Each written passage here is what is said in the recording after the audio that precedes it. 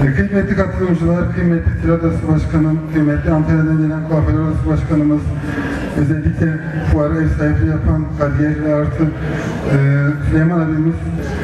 Tabii ki ben de aranızda bulunmaktan mutluluk duyuyorum. Van Esnaf Sanatkarlar Odaları Birliği olarak bize düşen her platformda, özellikle ticaret odamızın içinde bulunduğu, başkanımızın içinde bulunduğu her platformda olmak bize mutluluk verici. Ben Urfa'cılara teşekkür ediyorum. Geçmişte tabii ki yine böyle bir düzenleme yapılmıştır. Tanıtım, memleketin tanıtımı fuarlarla olur, etkinlikler olur, çalışmalarla olur. Değil mi efendim? Beauty Life, güzel yaşam, doğru mudur Sayın Başkanım? Güzel yaşam. Tabii Doğu'nun incisi Van. Van'a Beauty Life Expo'yu kazandırdığı için Ülken Hanım'a çok teşekkür ediyorum. Gerek mesleğimiz adına, gerek sektör adına biliyorsunuz ki bunun ana merkezi İstanbul'du. Ama bu ilki gerçekleştirdiği için ve bir bebek var ve bu bebek 3 yaşına girdi. Kendisi yürekten kutluyor, alkışlıyorum. Tekrardan aranızda olduğum için mutluyum.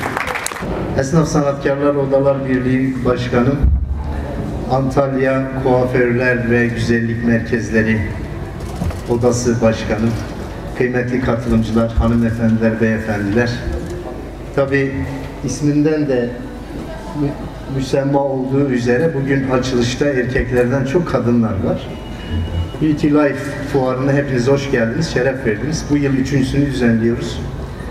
Tabii Ülker Hanım gerçekten şehrimize renk kattı. Özellikle kentin markalaşması konusunda spesifik alanlarda yaratmış olduğu önemli fuarlarla bizlere çok iyi bir açılım süreci oluşturdu. Kendisine çok teşekkür ediyorum.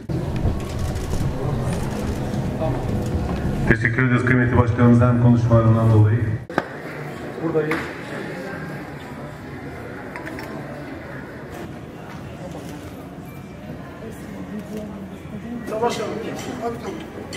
Hazırsak güçlü alkışlarımızla 3. Van Beauty Life estetik, güzellik, kişisel bakım, kozmetik fuarı açılışını yapıyoruz. Alkışlarınızla.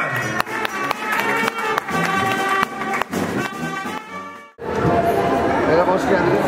Bak sen daha meşhursun. Hocam vallahi bak. Adam elini sana uzatıyor.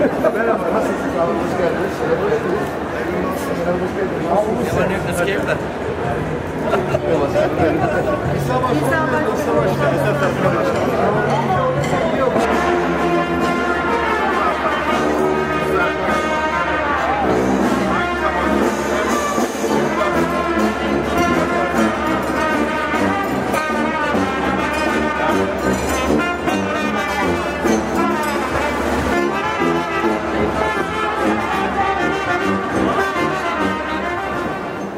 Göz gözünü üstüne ilk başta konseylerimizi şu şekilde